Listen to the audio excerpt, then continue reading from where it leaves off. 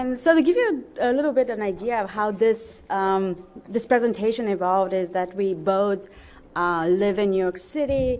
New York City, as you know, has been often referred to as the Silicon Alley.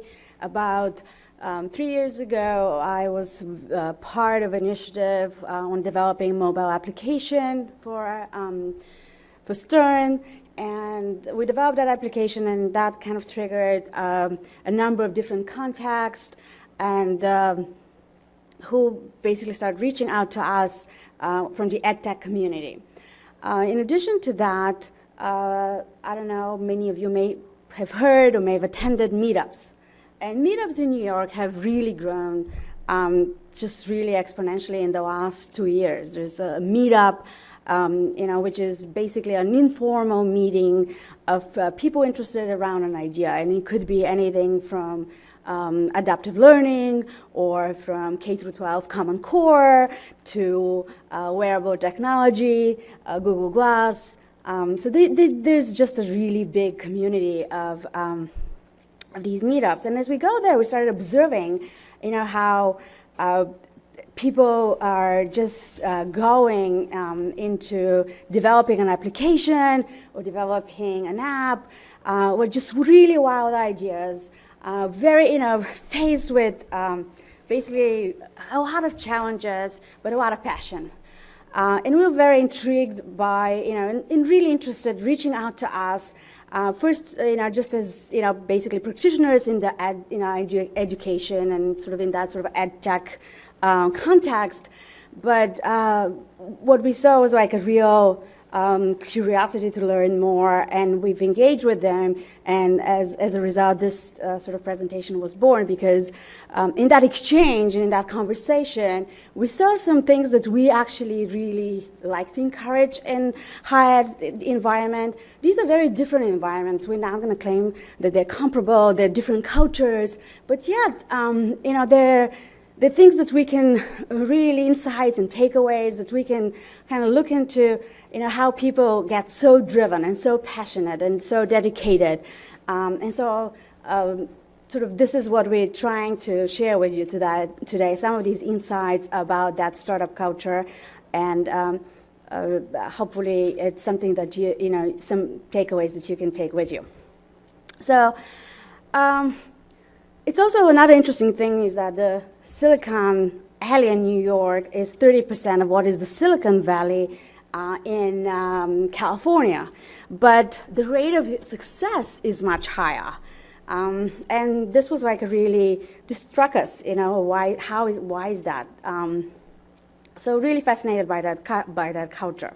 So today we are going to kind of try to tease out some of these topics. What I wish I had known, startup culture, startup boot camps, which is these highly intensive experiences.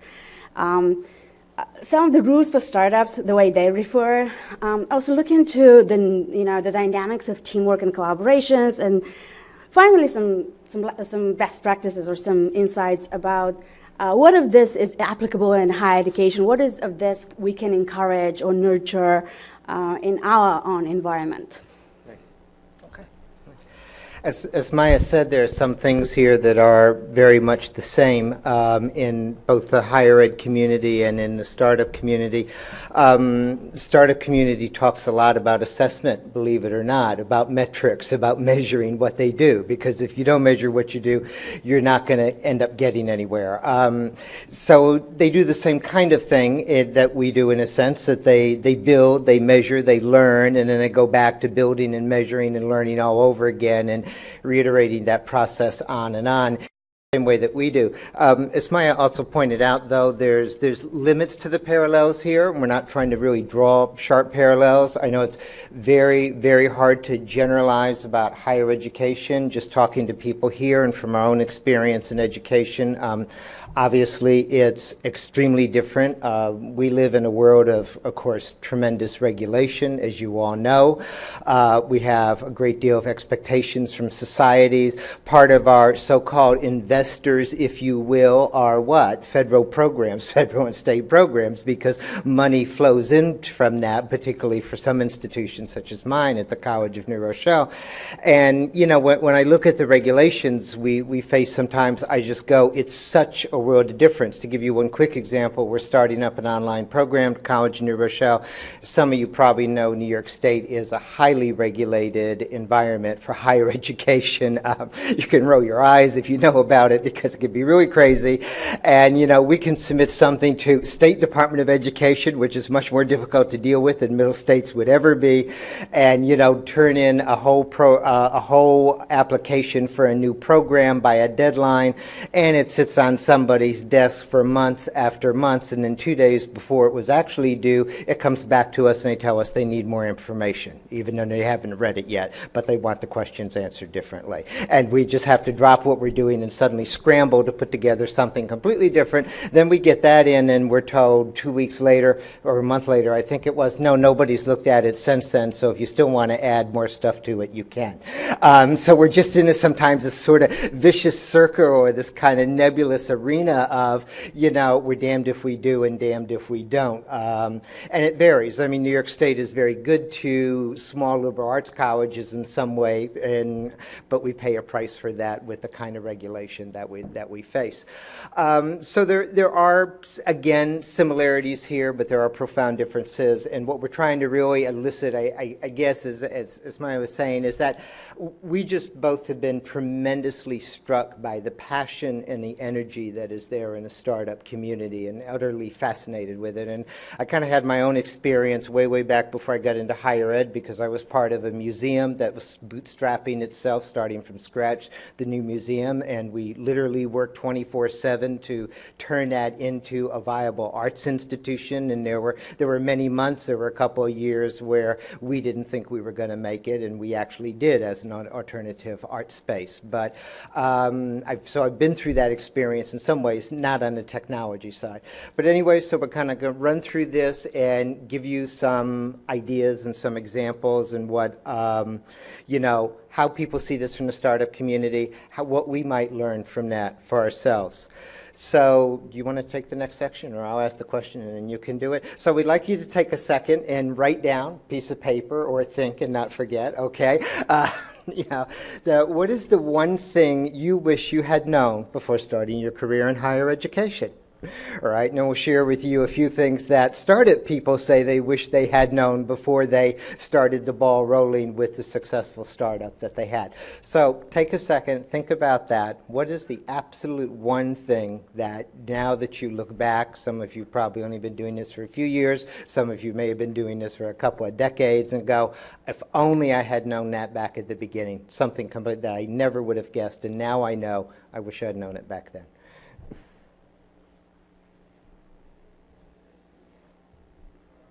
Do we want to have them share first? We want to have them share? Okay. So we'll be asking for volunteers. So. Volunteers. Anybody want to share what they wish they had known? Yeah. If that piece of innovation was slow as it Yeah, I know. I would agree with you on that. If only I had known, because actually I started as a faculty position and was very frustrated, became academic computing director, and I really thought it was going to move very fast. And, you know, as soon as I got in, I went, oh, this can move so slow. So I should have known. I was in the college senate, but anyway, so go ahead. Yeah, a change in administration can completely change the direction. Oh, totally. Yeah, right. I'm going through that right now, right? How many of us have experienced that? And somebody else? Yeah? Oh, I was just saying I experienced it. You experienced that, right, okay. right, yeah. There's only so much you can plan for beforehand. That's true. Yeah, you're absolutely right. Yeah. Okay, final. Somebody else? One more. Come on. No one? Yeah. There's almost no responsibility or accountability to the actual driving metrics of the university. Revenue, bottom line, there's disconnect compared to... That is true. Yeah, and like, you're right. As in the business world, it's very different. Yeah, that's a good point. All right. Okay, so thank you for sharing. So here's some things that we have found people engaged in the startup community say. So Dan Marto, who's involved in sort of a successful startup entrepreneur, you're not supposed to know how to do everything, right? That's okay. And so, in essence, what sort of the paragraph below says is, if you just focus on learning, you can make this happen. You know, you can learn a lot on the go in real time, and this is how perhaps is the best way to deal with that complexity. And then we have, I wish that I'd known how difficult it is to acquire a customer, get them to pay for your product, and believe it's as magical as you think it is. And this is the thing that keeps a lot of these folks up at night. And some of us, perhaps is enrollment, is perhaps what do we do to have faculty adopt or go with a product. Whether it's a software or what do we do faculty to change, but it's sort of that moment of understanding that it might look magical to us, but it doesn't look magic to them. And so there's a lot more. There's a lot more that needs to happen, and that's a very intense experience. And I think, if I could just add to that, there's also times where it looks magical to someone else, and you go, "Oh no, it's not." Yes. But it is to them, and it's very hard to convince them otherwise. It really doesn't solve all the problems. The number one thing I wish I knew is that people around you affect your success more than you would ever imagine. And so, in higher ed, there are environments where they're very close-knit communities. There's the community of student services. There's the community of IT. There's the community of departments. Different departments, but it's really very important for all of them to talk together and to have a conversation. It's also the awareness that all of us can self-improve, like this moment of self-improvement, which actually contributes to the overall goals and health of the organization. So the next one, I wish I would have better known the value of my time. And this is some of you, if you're watching Shark Tank or if you've ever caught an episode, Mark Cuban, he oftentimes talks about his time. And, referring that the only thing I have is my time, and, it's ultimately the most valuable thing. How many of us are faced with, I just want to chat with you 10 minutes, and that 10 minutes is an hour later, and the afternoon, quickly slips away. So getting things on the to-do list and learning how to say no. And in academia, sometimes this is a difficult, proposition, being able to say no, and it takes more effort than I think it sounds. So next one, I knew that it takes time to build the product, but I also wish I had known that it takes time for users to adopt a product. And so this, and sort of the gist of her message is really the idea of, again, people liking your product and telling others that they like it, and so as a way of introducing, making something a success. So it really needs to be a solid, for a user to develop this almost personal relationship, to like it so much so that they're willing to recommend and share it with others. And just spending an energy on that, spending energy on developing these relationships and having these conversations. The one thing I wish I had known before founding my first startup would have been how to set clear and measurable goals. And so oftentimes and I have that experience, we sit on a table and the goals may vary depending on which side of the table we are at, and also the way to achieve them. What's important to people may vary, and I think these are topics and measurable goals, and going after them, if set early and if agreed upon, makes a huge difference about really accomplishing and moving forward with any decision or any project.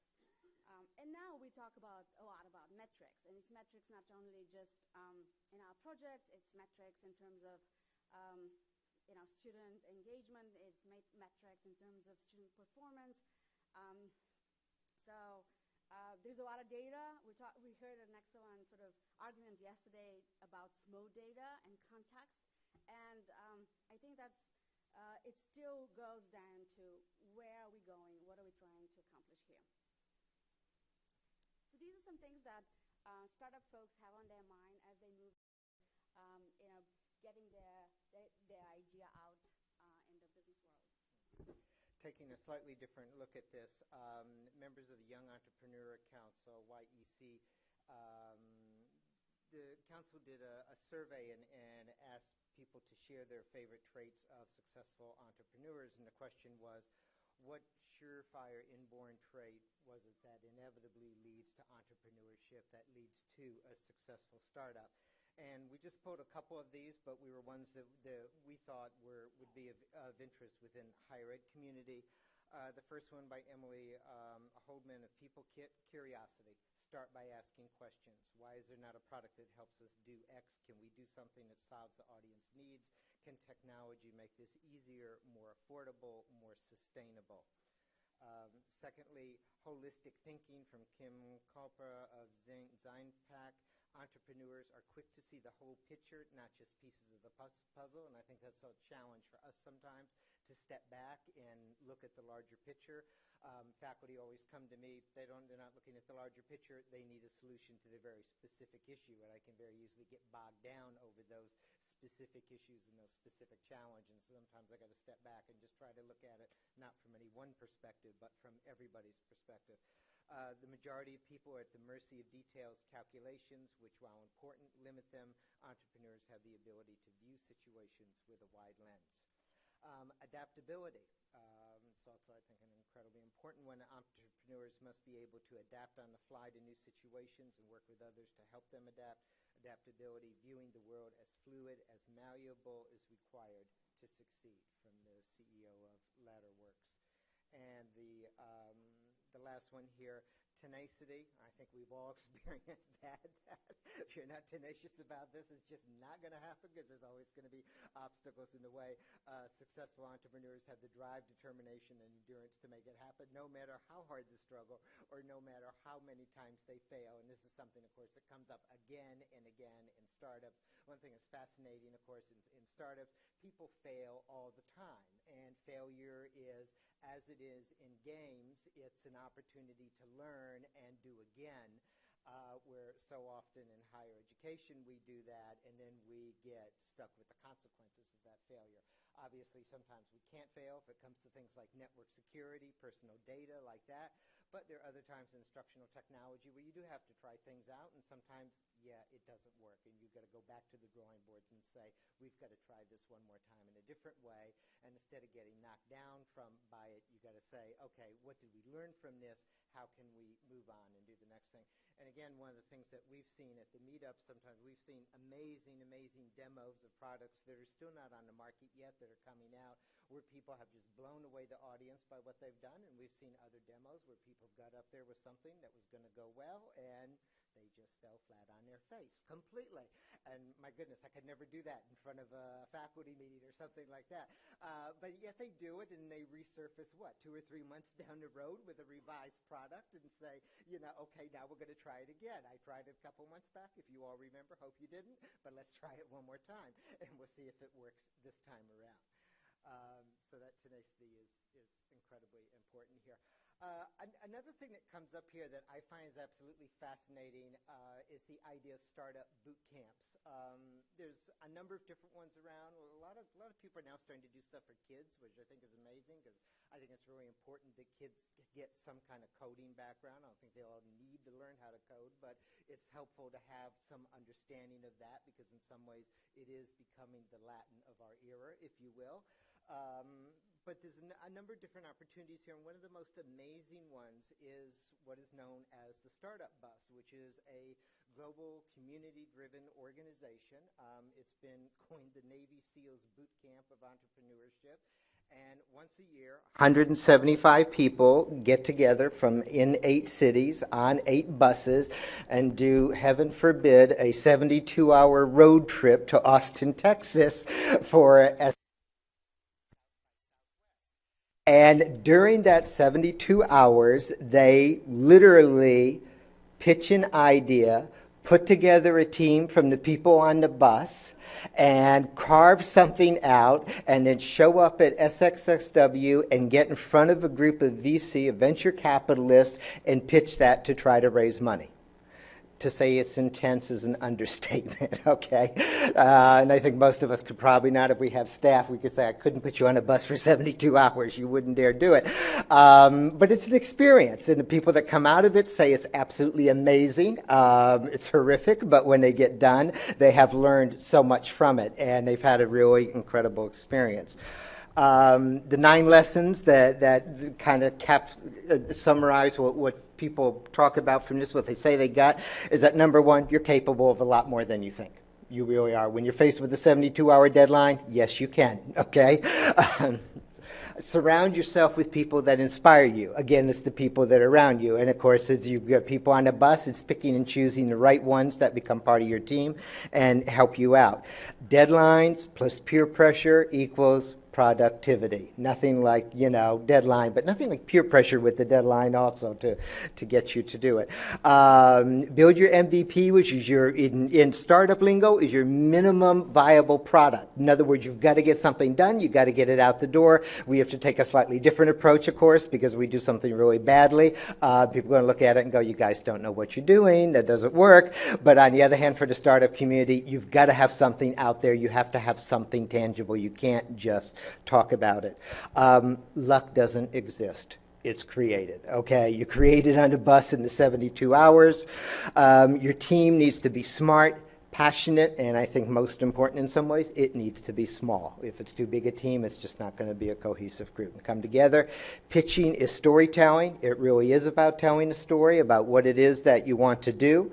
And know your audience. Of course, you've got to know people you're working with, and I think all of us that are working with faculty know that we have to, the same thing, we have to know our faculty. Huh? Just want to add something on. Oh, okay, on this. And done is better than perfect. Again, you've got to get something done. Did you want to add something to Yeah, that? And then there's a short video. Yeah, and before we move to the video, it's like one of the few things about creating these intensive experience. It actually correlates with brain research. When people are faced with an obstacle and they're put together and they're given a deadline and it's a project they want to invest, it's actually creating a chemistry and it's creating a type of dynamic that your problems, the creativity and the problem-solving sort of capacity is increased. So. There are lots of companies that practice that, like Google has, these hackathons, boot camps, whatever, when people get together on a Friday and just trying to solve a problem and just work intensively on this problem. This is something we could have on our campuses. It's not something that is so far-fetched. I mean, there's FedEx days when people just pick something that would not normally land up on the IT strategic plan, yet it might help the IT organization itself, it might help the organization, the campus organization itself. And so pick a problem that somebody, at least 2 people, or somebody feels passionate enough to catch that fire around, and which can trigger this. And of course, people work much more passionate much more dedicated when they work on something they're passionate and having an opportunity for that, because how many times we are told what to do. So creating this opportunity could be a huge drive to having not just this done, but a lot of things that are helpful and useful to the organization. Yeah, no, I agree completely. And Facebook is pretty notorious for doing that kind of thing of the, all day, all night hackathons. I surely can't get my staff to stay all night, but I do have to say that sometimes the greatest moments of productivity is when everybody has stayed into the evening and we've sat around and we've talked or we've worked on something, and the email stream is a little less, the text message is a little less. Faculty are all in their classes so that we're not getting badgered with, comments, questions, suggestions, whatever, and we have a couple of hours. And I have an open office space, so we have a time to just kind of sit around and talk or work on something, and some of those hours from 7 to 9 p.m. are really the most productive that we can do. And finally, a word about storytelling, which is an incredible thing that a lot of startups learn the hard way. They also not as attuned, but it's something that they learn and something that we see. is they have an idea. They have an idea oftentimes, especially in the EdTech community, about a platform. And they think that there is sometimes it's an idea about a solution. Sometimes they don't have a problem. Sometimes it's a problem have a particular solution. But what they learn eventually is that how important is the communication. And so we've gone, and some, this is very diverse. We different, I'm sure there are different people from different campuses, different cultures, and certain organizations are more like data-driven. Give me the essence, give me the bullet points. But what happens in startup culture is really prototyping the user experience. What would a user do with that? What would the faculty do with that? What would the students do with that? How would that fit in their lifestyle? And not just how much does it cost, how many developers do we need, how do we integrate it with the madness that exists already on campus, but imagine that user experience and how would it enhance that student's experience on the campus. And so this moment of storytelling, which being able to create the short video, the user experience and communicate this to others is what oftentimes gets startups to gain capital and become successful. And sometimes they don't have it. The first prototype is things that are really not there, really not accomplishing that. But it's that sort of vision being on that journey. If they have the good story, they have the story, they can pull it together. Right. Yeah. Quick little thing here, just 3 minutes of video. This is from the Cleveland Startup Bus from 2014, March 2014, on the way to South. Hey, it's Thomas Mulready from CoolCleveland.com, and we are live on the Startup Bus. It's the Cincinnati Startup Bus. It's at Cincy Startup Bus if you're following on Twitter. And we have just left Columbus, where we started getting on the bus at 5:30 a.m. this morning. We took the bus to Youngstown. We visited the Youngstown Business Incubator there. And along the way, everybody on the bus, and you can see that we're on this bus here with about 32 folks from Ohio, Michigan, and Indiana. And we spent the first hour and a half or so introducing ourselves and talking to each other and basically pitching business ideas. And what we did at Youngstown was we narrowed it down a little further, and about 8 of these folks gave pitches to a whole team of experts, entrepreneurial experts, who then gave them feedback. So we have moved very quickly in just a few hours, and here it is just noon on the first day, and we already have teams assembling. You can see how they're finding themselves and working together in small teams on the bus. It's not the most comfortable situation, but it does create some collaboration. We want to talk quickly with a couple of folks. We have Tara Sturm from Ohio State University, Columbus. Actually, no. I'm going to Cleveland State University. Cleveland State University. Getting my master's in urban planning. In urban planning. Development and design. And talk about your idea. Absolutely. My idea is basically a web and mobile app that is going to allow consumers to really track and understand where their money goes from a regional standpoint. Every purchase we make has a component that stays within the region and some of it that goes out of the region depending on how the business is structured. And really, they're just going to have the chance to see, oh, well, if I go to this establishment locally, this is how much is going to stay put. There's an information element to it, and then there are going to be more incentives to actually shop locally. So it's about shopping local, it's about finding where your money goes. The 3 things about a pitch are what is it, who it addresses, and how does it make money. So in this case, any idea how this one's going to make money? I mean, I think local governments, different nonprofits in the area, and even the local businesses have an incentive to really embrace this product because they will be making more money. The economies themselves will be improved idealistically, and these local businesses will get more traffic and more profit. So there's obvious ways to leverage that and monetize it. We're also talking here with Nick Pittman from Bloomington, Indiana. Welcome to Ohio. And you also had a kind of cool idea that was almost in the nonprofit realm. It was about helping people out. Tell us your pitch. Yeah, so basically what I framed it as Kickstarter for causes, but they didn't really like that idea. So basically it's crowdsourced funding for people less fortunate. So basically we want to create a one-on-one relationship with someone who wants to donate to a cause, someone sick in the hospital, basically whatever their cause is, going through troubles, and we want to help create a one-on-one relationship so you can donate money and not just see your money go overseas and never see a return, but you can actually check up with the person, see how they're doing, see how your money affected them, and hopefully made their life better and made yours better in the same way. You know, it's great that both of you have these sort of idealistic ideas about using this technology in a way and using these startups as a way to really help society. So congratulations. Good luck with your businesses. We'll stay tuned. Thank you very much.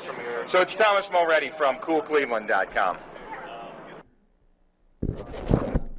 Audio on that is not the best, but it's kind of interesting. I mean, it gives you a sense of how people are doing this and how at the very beginning you really are just there with a raw idea of, you know, Kickstarter to help people or something, or I want an app to just show where people's money goes, and then out of this obviously is going to have to come, you know, a whole fleshed out thing, including the software, how one is going to fund this, all sorts of stuff. So, and it's, you know, all this on a rolling bus. So quite the experience. I had to bring in, of course, Mark Cuban's 12 Rules for Startups because he's always very funny, and if you've watched him on, you know, the show that he's on, Shark Tank, which I always tell my staff to watch, not to watch Mark Cuban, but watch people do pitches to see what's wrong with their pitches, because it's good lessons sometimes for how people do a pitch. Though in actual fact, Shark Tank is a little off because people get to pitch a lot longer and it gets seriously edited down to basically 9 minutes or so. You really don't see anything of the whole entire pitch, but it does give you a sense in some ways of how to effectively craft a message. And of course, as Cuban would say in his own inimicable way, don't start a company unless it's an obsession and something you love. And if you have an exit strategy, no, it's not really an obsession, so go do something else. Get out of it now. Find something else. Hire people that love working there. Sales cure all, as he always says, even on Shark Tank. Have you sold anything? If you haven't sold anything, if nobody else believes in this, well, you got to have somebody else besides yourself believe in it. And an espresso machine, you got to be kidding me, because you don't need that. He's not big on fringe benefits here, as you know, and know your core competencies and focus on being great at them. Continuing this a little bit on with the rest of them, believe it or not, that's him at a much younger age, hard to imagine. I think by the time he was 30, he had made his first couple of $1 million. No offices. He likes open office space. As far as technology, go with what you know. Don't try to do something different. Keep the organization flat. Never buy swag. Never hire a PR firm, because he's like, just send your emails yourself. Don't have somebody else do it for you. And make the job fun for your employees, because you really do have to have the buy-in on this. So. The other person here that, you want to talk somewhat about teamwork. Of course, we all know this person who was also famous for saying that he ran the world's largest startup. At least that's the way he said Apple was organized. You want me to do the video first? And all right, do the video, and then you can talk about this. One of the keys to Apple is Apple's an incredibly collaborative company. And so, you know how many committees we have at Apple? No. 0. We have no committees. No committees. We are organized like a startup. One person's in charge of iPhone OS software. One person's in charge of Mac hardware. One person's in charge of iPhone hardware engineering. Another person's in charge of worldwide marketing. Another person's in charge of operations. We're organized like a startup. We're the biggest startup on the planet. And we all meet for 3 hours once a week, and we talk about everything we're doing, the whole business. And there's tremendous teamwork at the top of the company, which filters down to tremendous teamwork throughout the company. And teamwork is dependent on trusting the other folks to come through with their part without watching them all the time, but trusting that they're going to come through with their parts. And that's what we do really well. And we're great at figuring out how to divide things up into these great teams that we have and all work on the same thing, touch bases frequently, and bring it all together into a product. We do that really well. And so what I do all day is meet with teams of people and work on ideas and solve problems to make new products, to make new marketing programs, whatever it is. And are people willing to tell you you're wrong?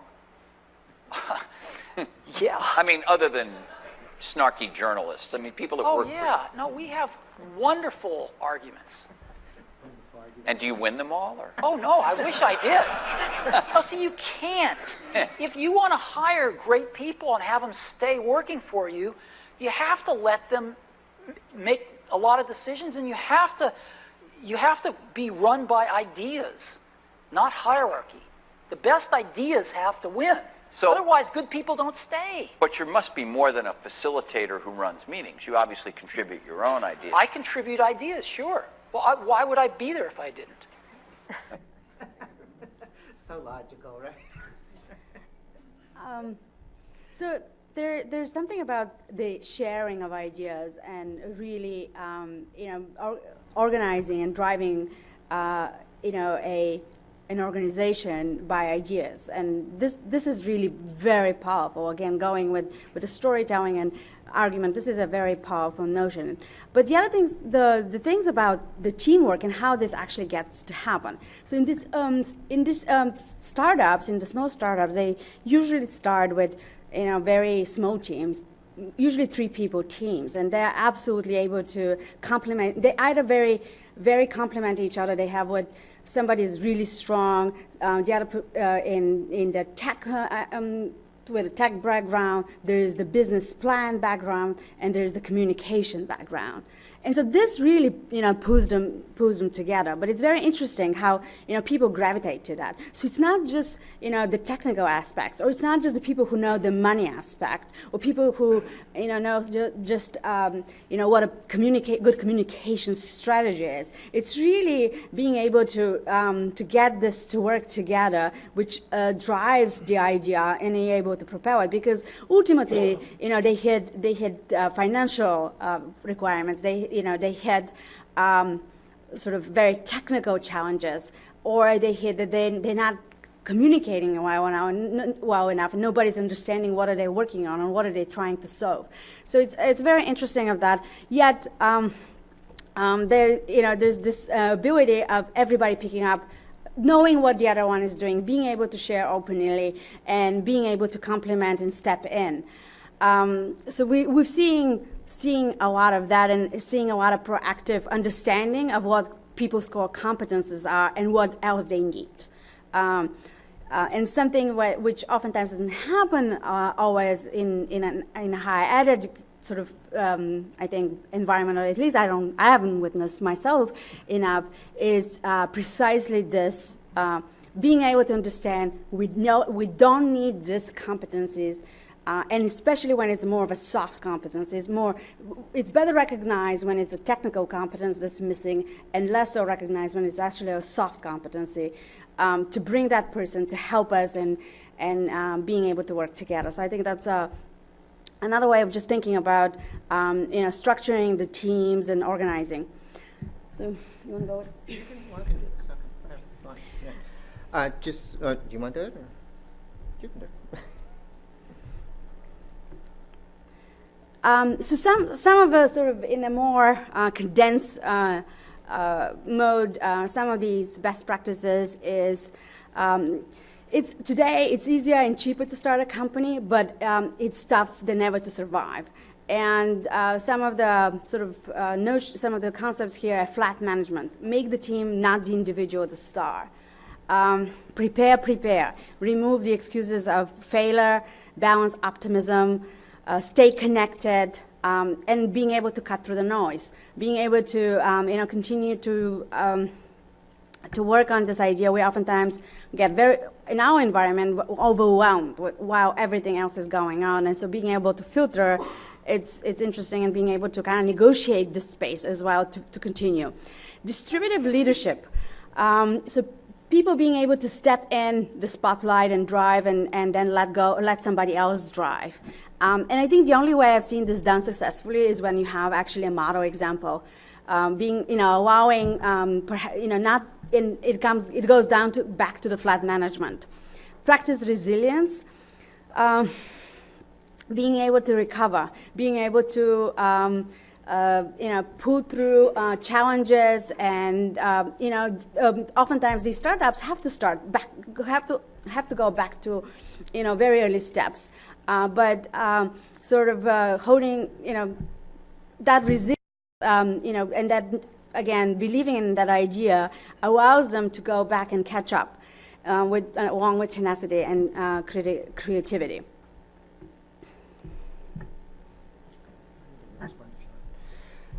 Bruce Cohen talks a lot about teamwork or teammanship, as he calls it, as a venture capitalist, and he says the things that he looks for in new startups are, of course, that shared identity, the critical thing that people have that shared sense of identity and responsibility. Secondly, that there's a group cohesion, believing in things, that people pull as one, support each other. And as he points out, he says, as a VC, most of the time, I meet only the CEO. I only meet the leader. I meet the founder of the startup. I don't get to see everybody. Or even if I do see everybody, I meet them outside. I walk into the office, I see them. I don't get to sit there and see how they work together. He says, what I always do is I take them all out to dinner, and I see how everybody interacts at the dinner table. And he says, if I see everybody getting along, I pull my checkbook out. If I don't see everybody getting along, I don't care how good the idea is. I don't care what it is. The checkbook is staying in his pocket because that idea is not going to go anywhere. So it made me even stop and think, so what if I took my staff all out to dinner? I wonder how somebody else would see my staff, not me, and see how they go. But be that as it is. Anyway, so this brings us up to sort of the final section of this. And again, as we said at the very beginning, we live in a very different world. I think there are lessons here for us, no matter what area we're in, whether we're in IT, instructional technology, or as faculty. Obviously, some of us do talk to our investors. Some of us never talk to our investors. It all depends. Some state universities are largely governed by budgetary processes that are almost inscrutable. You would never know how the budgets are put together. Others, of course, it's very direct, particularly with, say, for example, for-profit institutions. We don't always create the product. Oftentimes, what are we doing? We're implementing what somebody else created. Just walk over to the expo here, right? There's a bunch of products already created. Everybody's saying, why don't you implement this? Why don't you take this and use it? So we're taking what somebody else has put together, oftentimes as a startup originally, and then we're making that decision whether we roll that out on our campus, whether that can work. Again, we're bound by unbelievable amounts of rules and regulations, which are probably only going to become more so. It doesn't seem like it's lessening any.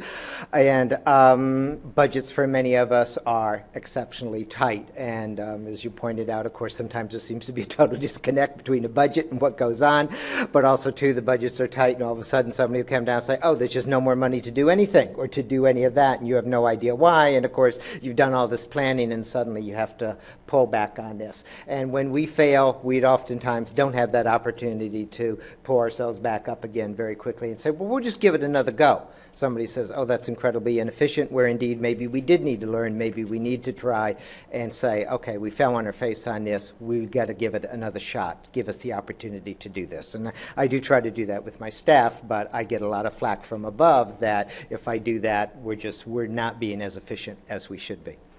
Do you want to do So okay. before we, Do you want to do that part, or you can go through the last part if you want? So just four. So this one for me is one of the most insightful things. Success is not delivering a feature. Success is learning how to solve the customer's problem. And it comes from Mark Cook from Kodak. I think that oftentimes we get down to features. There's a faculty, request. There's, career services has a request. Perhaps enrollment has a request. But how does it affect ultimately the student?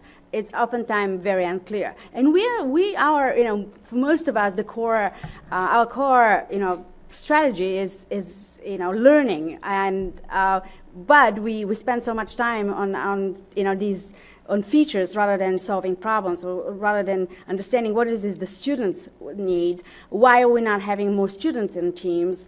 One of the best projects I've run is when we actually brought in a student as part of the team, so we can, so they can give us that perspective and that feedback. Of course, this is classic. This one. From Thomas Edison. I've not failed. I've just found 10,000 ways that won't work. I always want to say that to my administration. So this is a tough one. It is really about culture. It's really about being able to demonstrate that you can fail, but you can solve, you can create a solution that is much more creative, that perhaps wasn't necessarily the first one, yet it contributed in a great way. Another big classic in that business, he's rated the most successful entrepreneur. Complexity is your enemy. Any tool can make something complicated. It's hard to make something simple. And we live in that culture. We know technology can do and solve a lot of problems. Technology can, there's platforms that can do A to Z. But, sometimes one of my kind of best example is sometimes an app that costs 99 cents could be equally, impactful in the what is in the teaching and learning environment or in the personal organization environment. And oftentimes, what do they have? They have like 5 things they do exceptionally well. And that's kind of the simplicity moment. We all can do, it's actually easier to do things that are, that have a lot of features, but getting it down to a few essentials is actually very much the talent. People don't know what they want until you show it to them. And it's basically, if you ask people what they need, they'll tell you a faster horse, but actually there's something called a car. And I think, Steve Jobs and Apple have demonstrated that. We'll see what goes in the future, but certainly, coming up, listening to ideas outside of the box. Being able to encourage that culture where people feel openly, where they've noticed something, they've noticed a need, a student talked to them, a faculty talked to them, and they were able to pick up on something unique, but it has relevance for a number of people on campus. Last one, another favorite of mine. One can steal ideas, but no one can steal execution or passion. And I think that this really what makes successful projects. There's this thing about this was my idea or this was your idea and whose idea is. But really, we all walk, and there are lots of people on campus that walk with a number of good ideas, and it's getting the execution right, and the passion and the tenacity that I think separate the successful projects and the successful leaders, project managers, from people that just keep coming with ideas.